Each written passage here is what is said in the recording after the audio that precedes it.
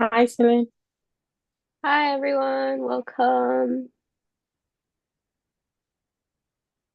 Okay.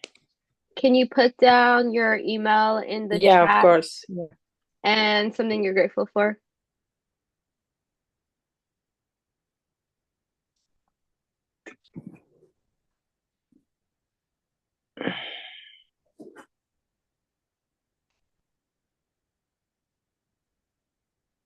Okay, it is 6 o'clock, so let's get started. It'll be the same format, and you're welcome to type in the chat the answers or just shout it out. Can everyone see my Jeopardy screen?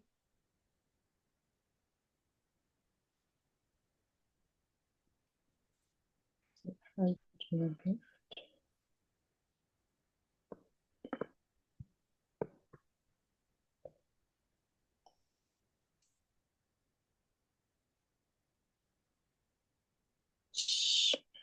What is disordered eating?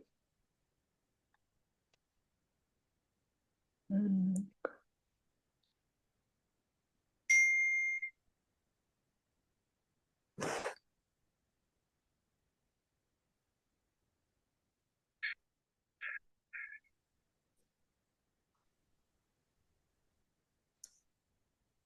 It's a temporary mild change in eating patterns, often triggered by stress, illness, or a desire to adjust food intakes for health or appearance reasons. It is a risk factor developing eating disorders.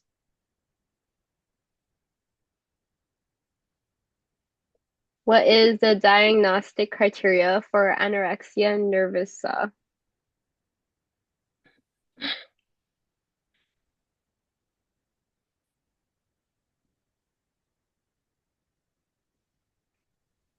Isn't that when they restrict their eating or Hmm. stuff, something like Yep, it's extreme dietary restriction, and it leads to low body weight, intense fear of gaining weight, despite being underweight, and a distorted perception of body weight or shape.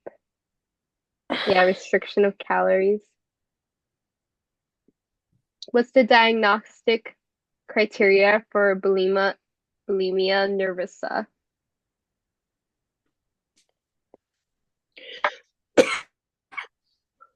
Let's see. This Yep, binge eating. When an individual repeatedly binge eats large amounts of food in a short time, feels the loss of control, compensates through purging or other methods, and is highly influenced by body weight or shape. These behaviors often occur at least once a week for 3 months. What are physical effects of binging, binge eating and purging? Bulimia nervosa.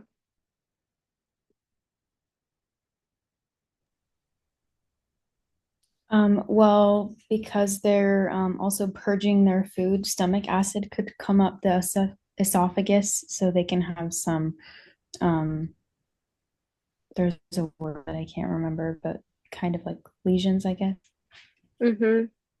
And Riley put tooth decay, which is another effect. Burst blood vessels, demineralization, low blood potassiums, soil and salivatory glands, stomach ulcers, is which I think you were talking about, bleeding and constipation. What is orthorexia nervosa?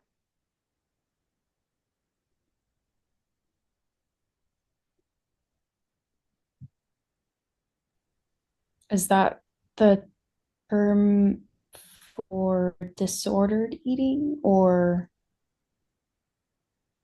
Yeah, Riley put obsession with healthy eating too. Yeah, being very restrictive. It's not currently classified as an eating disorder yet, but it's marked by excessive worry about food purity and perfection without a drive for thinness. Okay, next section, food supply. This type of organism is altered through genetic engineering, with the FDA affirming its safety. In the US, corn and soybeans make up 90% of its production. What is it called? Yes, it's GMO.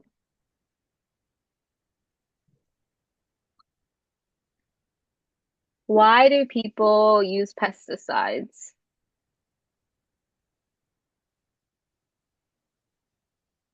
To control weed bugs. Mm-hmm. To control weed, blood, bugs, anything else? To increase production. Yep, to boost production. Make fruits and vegetables more cosmetically appealing by not having those bugs eat them. What is the temperature danger zone?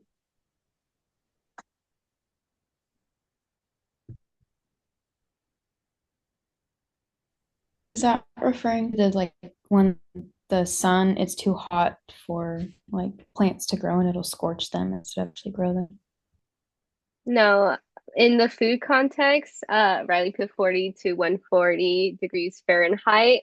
It's specifically the range of temperature in which bacteria grow the fastest.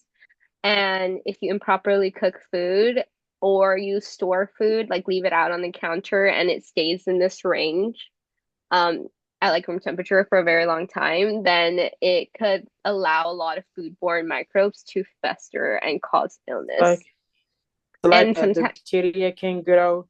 The mhm, bacteria can grow rapidly. yeah, the bacteria can grow rapidly. And if you cook it at like a high temperature, sometimes it doesn't deactivate them. Is These pathogens can only reproduce after invading body cells, often labeled as stomach flu, and are difficult to test for. They're tough to kill and often affect long-term care facilities.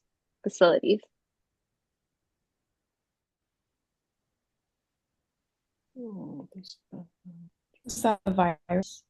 Yep, they're viruses. The good news is that a lot of viruses that are foodborne illnesses, they cause diarrhea, which is self-limiting because the diarrhea flushes out the viruses too. So most of the time, if you just like rest and drink your fluids and stuff, the diarrhea will get rid of it, which is nice.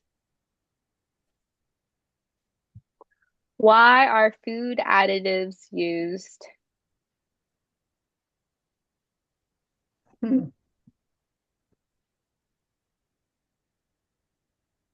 Why? Oh, Yep, to make them more stable, better looking. Yeah, like longer shelf life to prevent food spoilage. like for Preventing, safety? yeah, for Okay. To shelf make life. it more addictive. Mhm. Yeah, for food safety. And what did you say? To make it more addictive. Addictive? Is that what you said? Mm-hmm. Mm-hmm. Yeah. More Sometimes adding tasty like too. sodium and sweeteners, they cause like an osmotic pressure to keep bacteria out.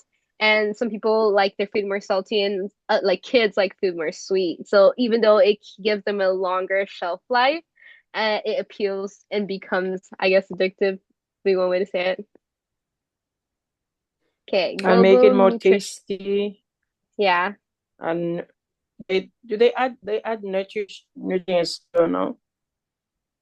they add what? Sorry, No? couldn't catch that. Make it more nutrition? Mm-hmm. Sometimes No? they add things Okay. to make it more nutritious. Mhm. Global nutrition. What are food deserts?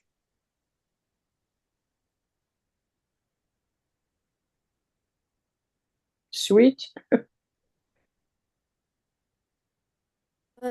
It's places where having access to, like, there's a lack of access to nutritious food at an affordable pace. Yep, a lack of access to food in affordable ways. And then someone put limited type of food in certain areas, regions of limited food, places where there are no grocery stores. Yeah, it's Yep, hard to get to afford the good quality food. yeah. I like food service, yeah. What is the US Farm Bill?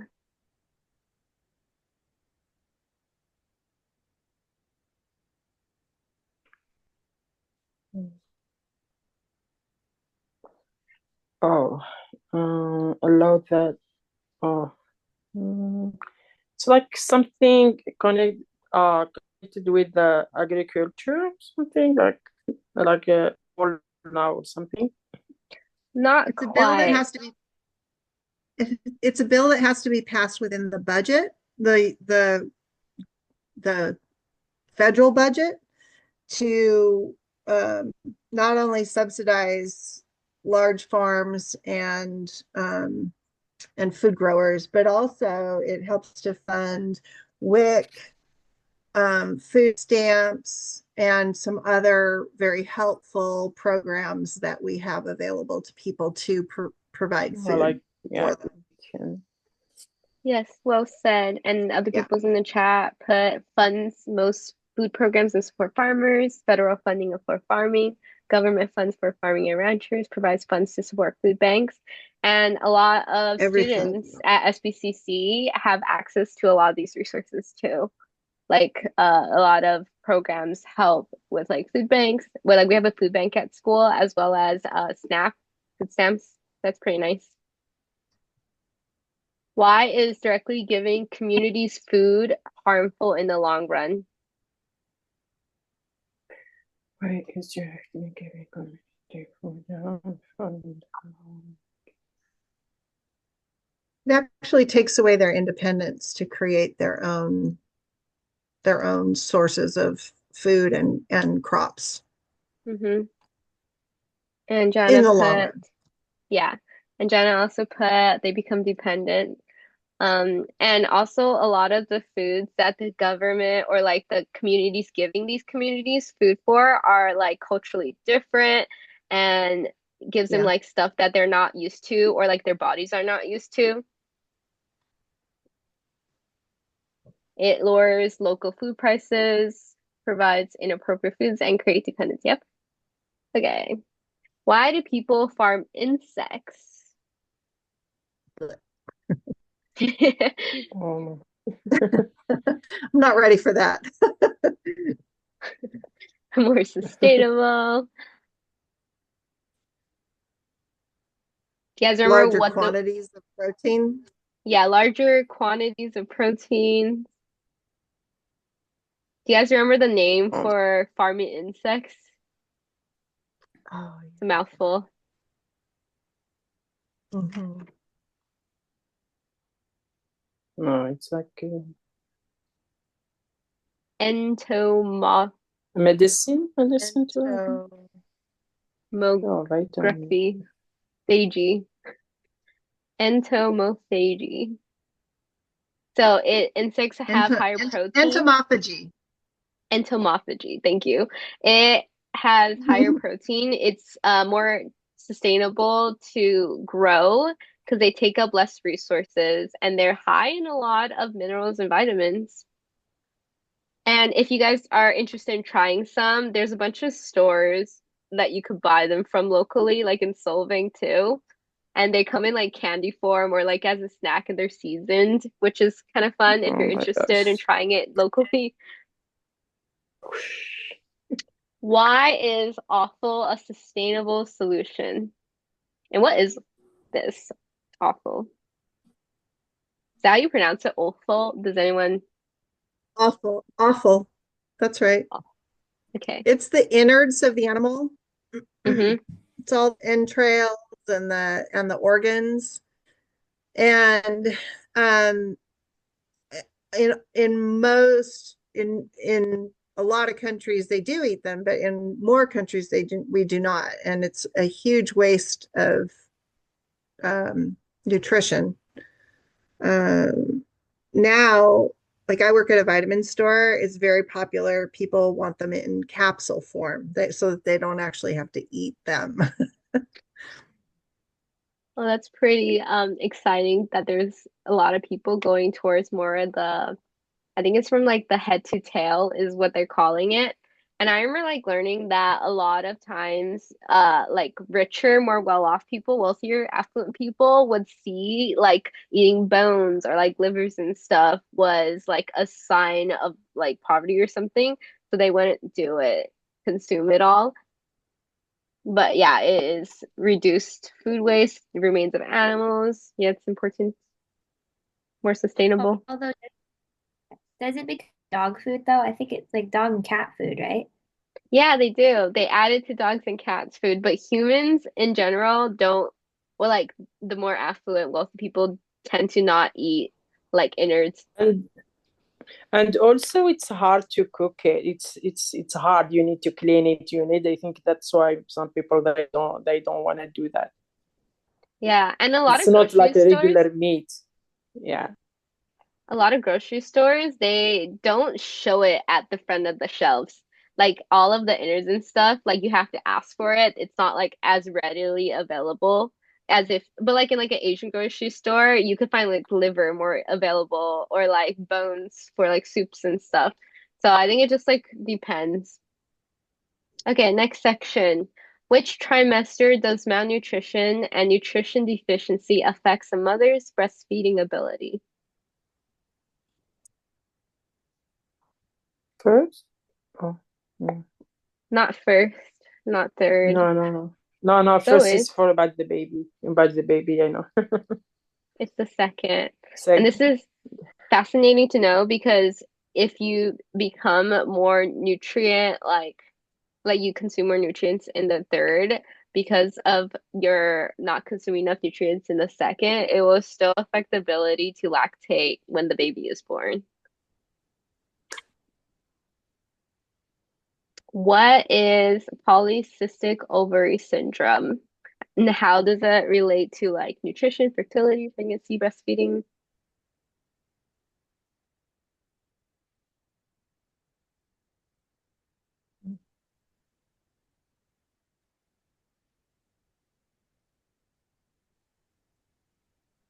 PCOS is, oh, sorry. Go ahead. Sorry. Decreased fertility. Mm-hmm. It's a hormonal imbalance that causes cysts to grow all around the ovaries. Yep. Causes problem with hormones, cysts in the ovaries, more chance for spontaneous abortions. Yep. Why should females not consume high saturated fat for fertility?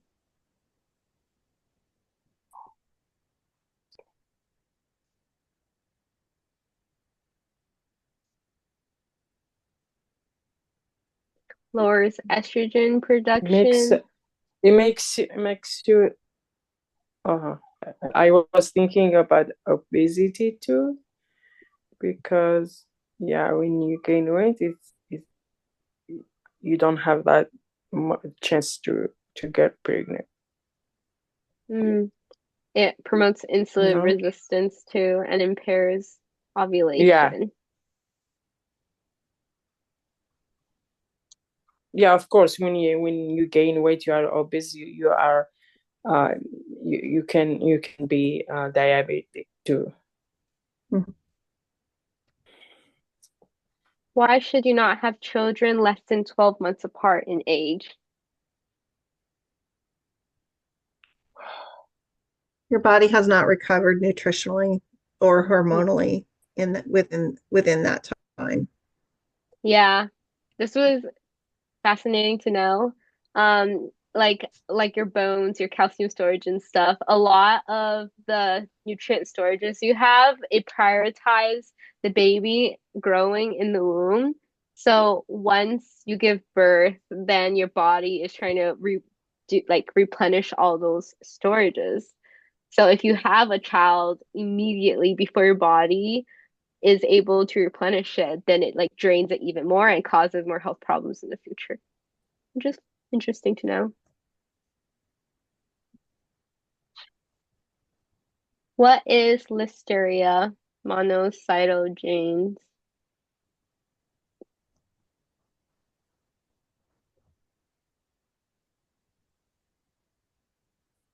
Isn't Listeria one of the viruses or bacteria you can get for a foodborne illness? Yep. And why is this most relevant for like pregnant women to watch out for.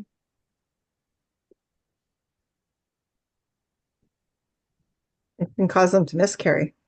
Mm-hmm. Causes them to miscarry.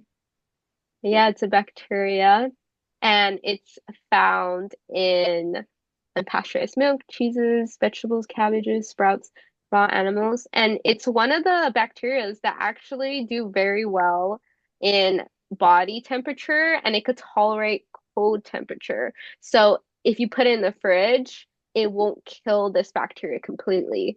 So improperly like eating raw cheeses and stuff could have some of this and could cause abortions, spontaneous abortion. Okay, next section. Where does a child's main source of nutrient come from for the first 6 months of their life?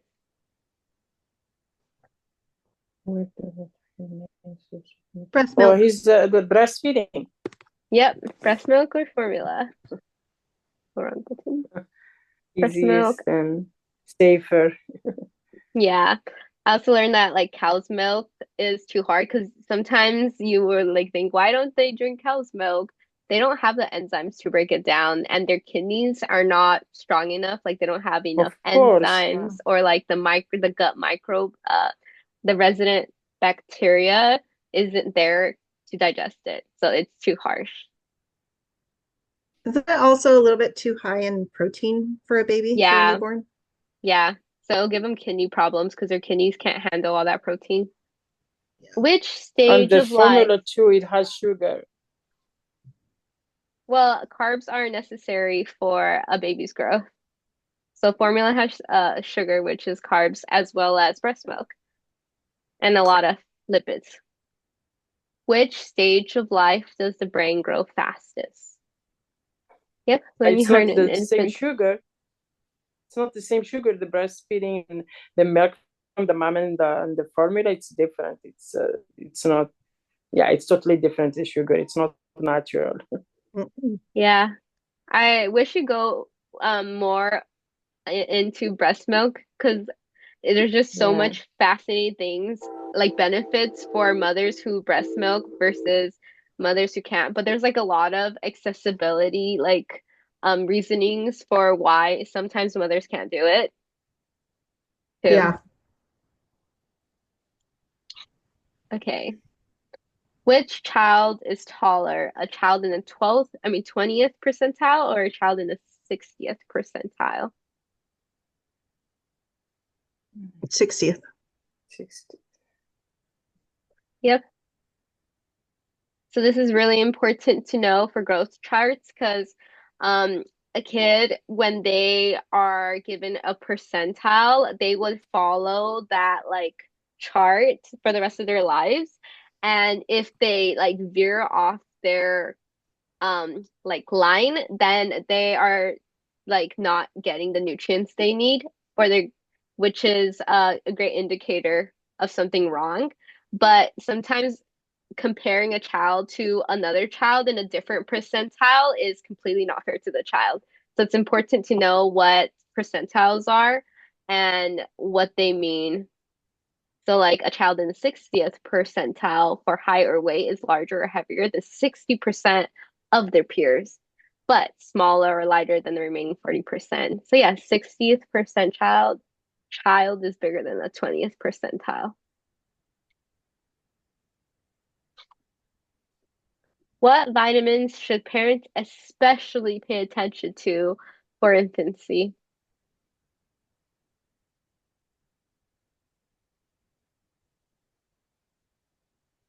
D. K. Yeah, specifically B12. B12 if you're vegan, and K because infants can't produce it, and D.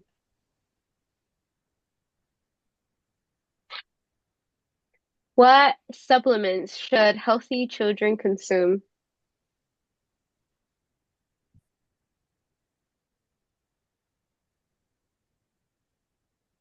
I shouldn't need any. Correct. They should not consume any supplements is a trick question. Um, if your child is eating all their vegetables and everything and they're growing at a healthy rate, they don't need supplements. Does so we finished this meeting a bit early. Does anyone have any questions? And if you don't, make sure you have your email in the chat so I could take attendance. And this Oh, will yeah. be uploaded.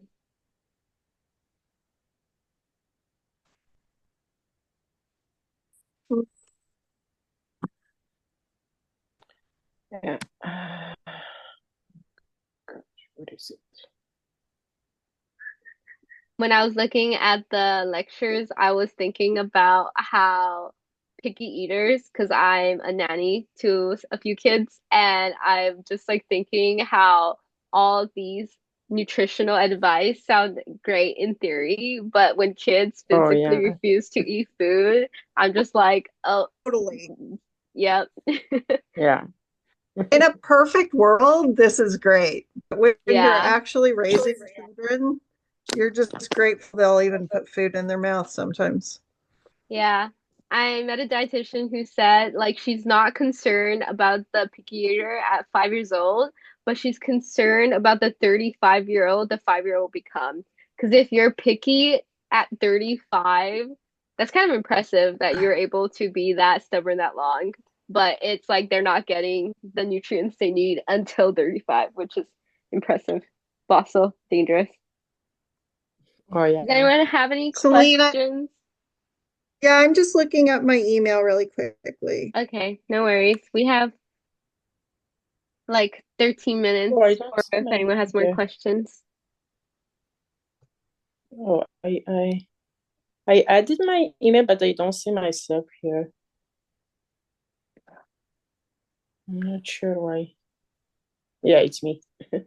Yeah, when I was typing my email, I couldn't put the comma. Because I'm using iPad, I'm not sure it's not here. So I just like did SBCC edu. I couldn't put comma, so not sure if it shows. Okay, no worries. Okay, thank you. Yeah, thank you all for coming. Does anyone have any more questions?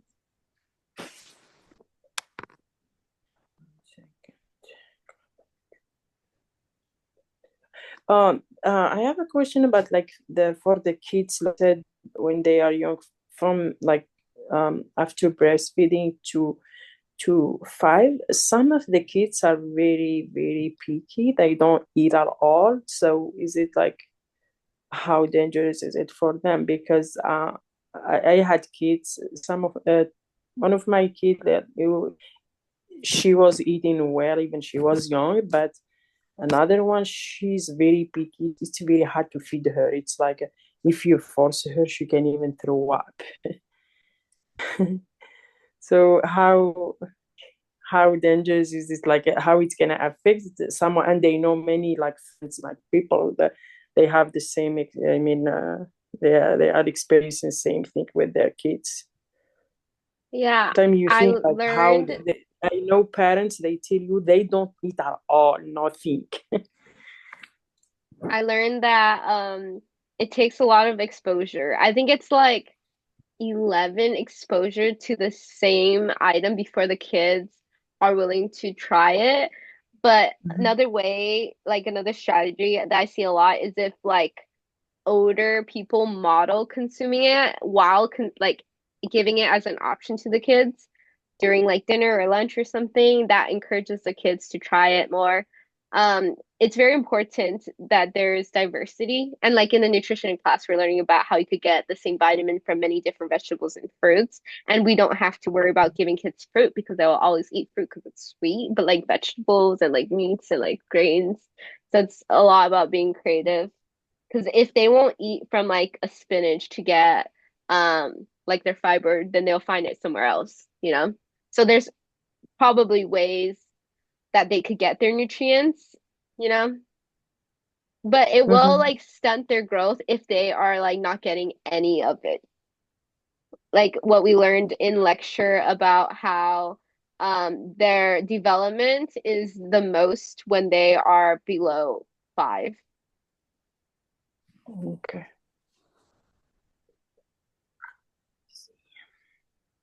I was just thinking about smoothies when you say that, it's easy to sneak some kale or whatever into a chocolate shake and the kids don't even know. Like that always helps Yeah.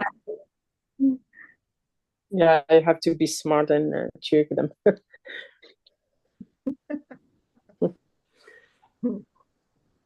There's a lot of good mama I food have blogs a out there. friend who, yeah, I have a friend who her son only eats pizza.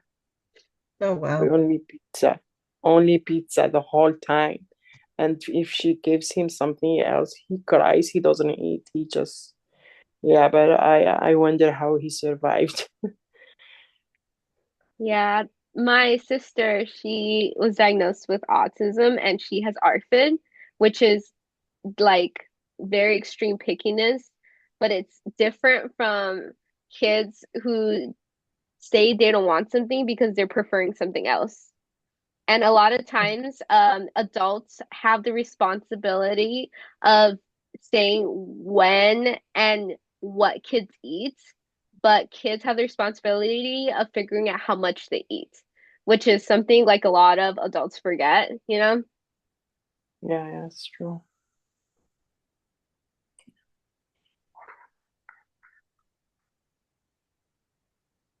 anyone have any other questions?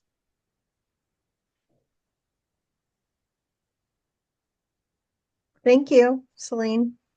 Of course, thank you guys for coming. This is gonna be our last session together because finals is next week. Good luck on your finals, guys.